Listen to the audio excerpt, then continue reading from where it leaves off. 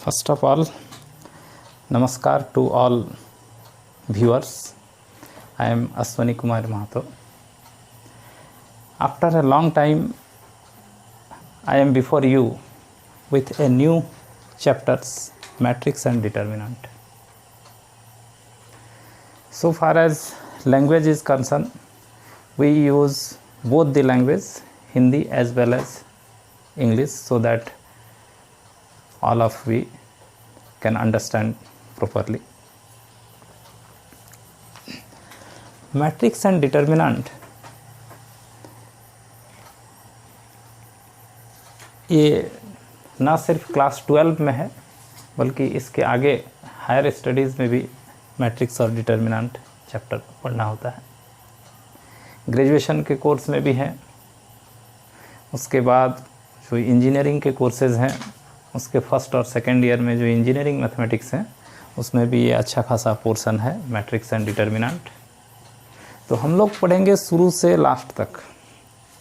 पहला 14-15 videos cover करेगा class 12 mathematics, और उसके बाद वाले जो होंगे आगे के जो वीडियोज़ होंगे वो ग्रेजुएशन और इंजीनियरिंग स्टूडेंट्स के जो सिलेबस हैं उसको भी कवर करेगा।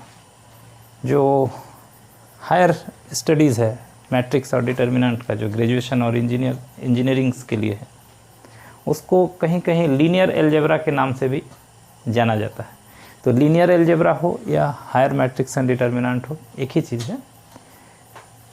तो हम लोग एक एक करके लास्ट तक कंटिन्यू करेंगे, लीनियर अलजेब्रा तक, जो सबके लिए होगा। जिसको जहाँ तक ज़रूरत होगा वहाँ तक वो अपना वीडियो देखेंगे।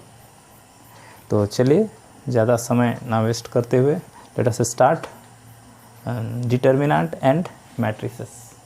To different chapters are here, determinant and matrices. ये मैट्रिसेस में डिटर्मिनेंट का यूज़ होता है। मैट्रिसेस जब पढ़ाई करेंगे तो बीच में ये डिटर्मिनेंट आएगा, तो क्यों ना पहले ये डिटर्मिनेंट पढ़ लें उसके बाद मैट्रिसेस शुरू करें।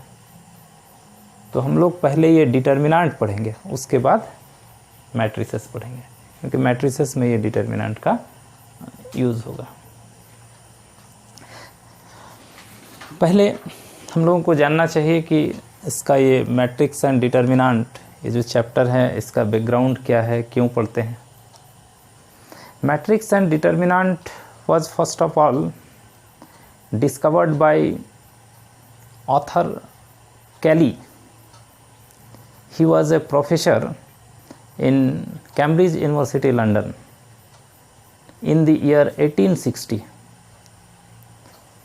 First of all, he introduced this matrix and determinant for solving a system of linear equations, but later on it is mostly used in computer application. Computer application में बहुत ज़्यादा यूज़ होता है मैट्रिक्स डिटर्मिनेंट का। उसके बाद this is also used for solving A system of differential equations in engineering applications. Electrical engineering में इसका खासा अप्लाई होता है। वो इलेक्ट्रिकल सर्किट्स के स्टडी में ये मैट्रिक्स एंड डिटर्मिनेंट यूज़ करते हैं। इसके साथ जो और भी है, जैसे न्यूक्लियर फिजिक्स के जो हायर स्टडीज़ हैं, एस्ट्रोनॉमी के जो हायर स्टडीज़ हैं, उसमें भी ये मैट्रिक्स डिटर्मिनेंट्स का खुलकर यूज़ होता है। तो ये एक बहुत यूज़फुल मैथमेटिकल टूल्स बोल सकते हैं इसको, मैट्रिक्स एंड डिटर्मिनेंट। तो हम लोग देखते हैं कि मैट्रिक्स और डिटर्मिनेंट क्या है। देखिए, हर एक चैप्टर का अपना एक डेफिनेशन होता है, कुछ उसके वर्ड्स होते हैं, टर्म्स होते हैं। तो उसी तरह से मैट्रिक्स और डिटर्मिनेंट के भी अपने कुछ टर्म्स हैं, कुछ वर्ड्स हैं, उनके डेफिनेशंस हैं। उनको हम लोग पहले सीखेंगे, उसके बाद धीरे धीरे अपना बढ़ते चले जाएंगे। तो सबसे पहले हम लोग देखते हैं कि ये डिटर्मिनेंट क्या है। ये तो बैकग्राउंड रहा कि हम लोग मैट्रिक्स डिटर्मिनेंट क्यों पढ़ते हैं। तो चलिए अब हम लोग स्टार्ट करते हैं डिटर्मिनेंट से। डिटर्मिनेंट एक अरेंजमेंट है नंबर्स का। अगर कुछ नंबर्स को रोज और कॉलम में अरेंज करके लिखा जाए तो उसको डिटर्मिनेंट कहते हैं। देखिए जैसे हम 4 नंबर ले रहे हैं, एक A1, B1, C1, D1, 4 number है। If we arrange these numbers in equal number of rows and columns, rows बराबर, रोज और कॉलम्स बराबर होने चाहिए, इक्वल नंबर्स ऑफ रोज और कॉलम में इसको अगर अरेंज करें, जैसे हम यहाँ लिख रहे हैं A1 B1, ऐसा लिख लीजिए, A2 B2 कर लीजिए इसको, ऐसे भी चलेगा, इसको कर लीजिए A1 B1 A2 B2, ये हमारा 4 नंबर है। A1 B1 A2 B2, ये 4 नंबर्स को 2 रोज और 2 कॉलम्स में अरेंज किया गया।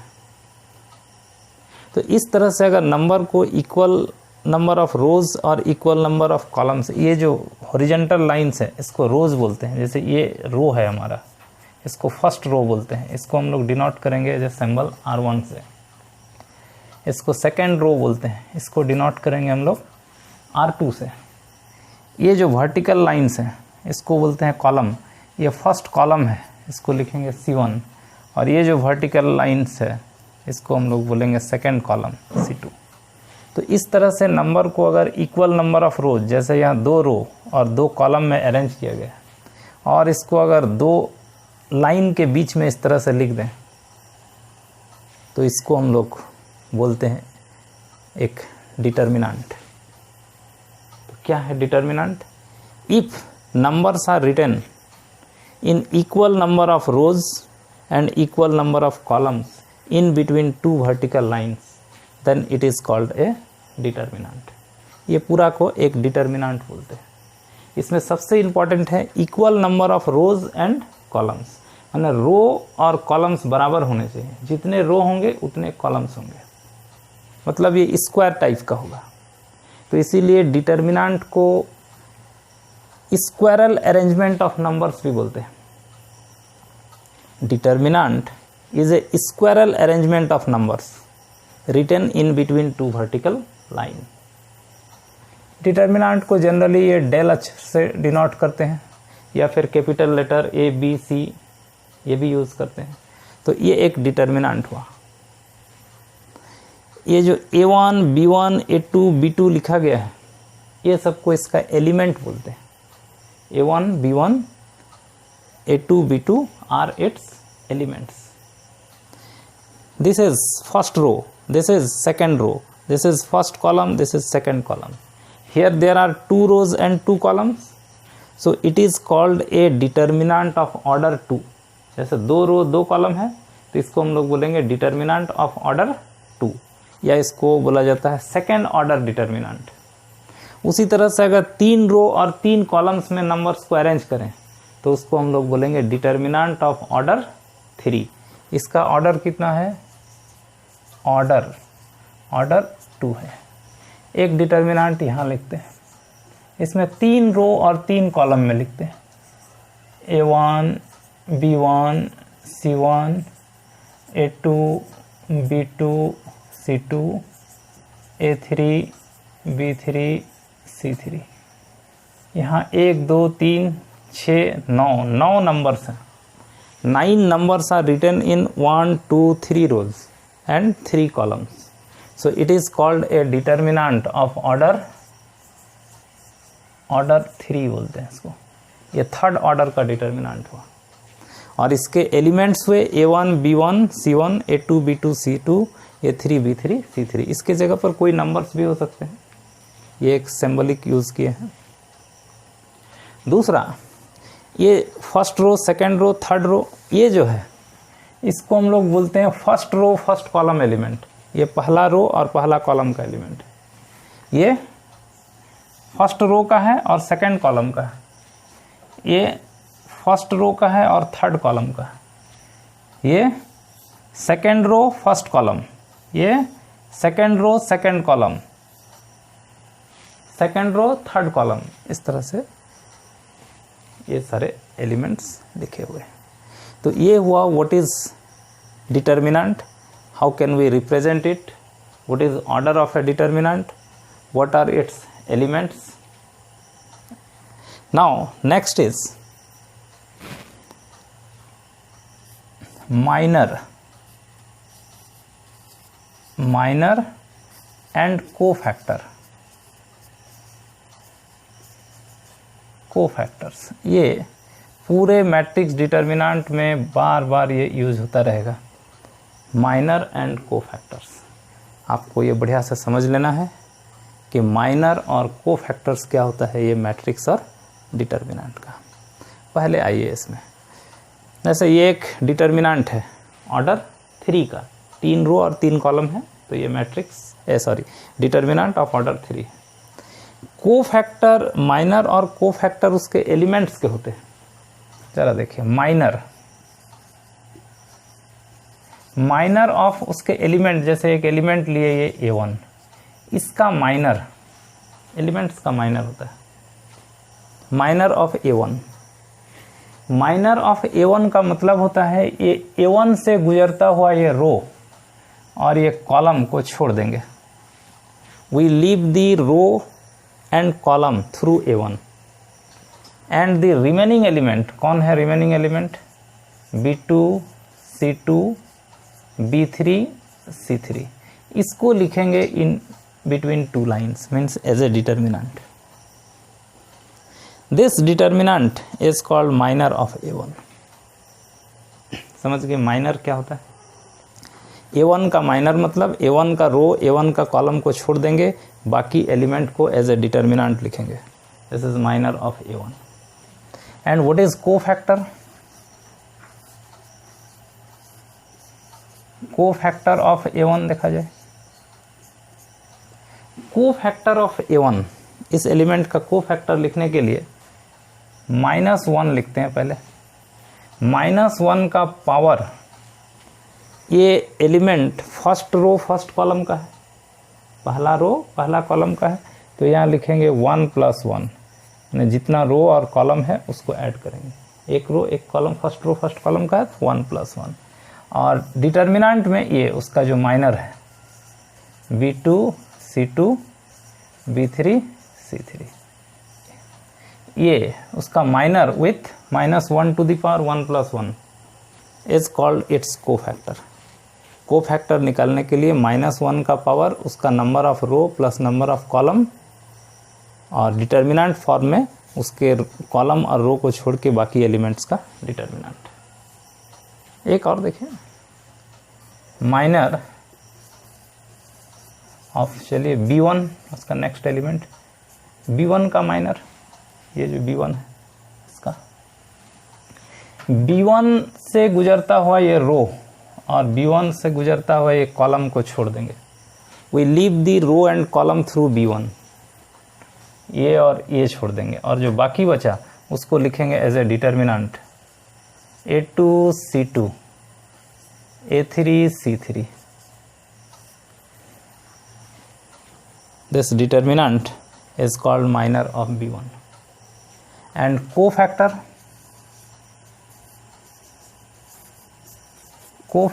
of B1, -1 to the power, ये B1 आपका फर्स्ट रो और सेकंड कॉलम का एलिमेंट है, फर्स्ट रो और सेकंड कॉलम का एलिमेंट है, तो लिखेंगे -1 का पावर 1 + 2, ये रो और ये कॉलम का नंबर है।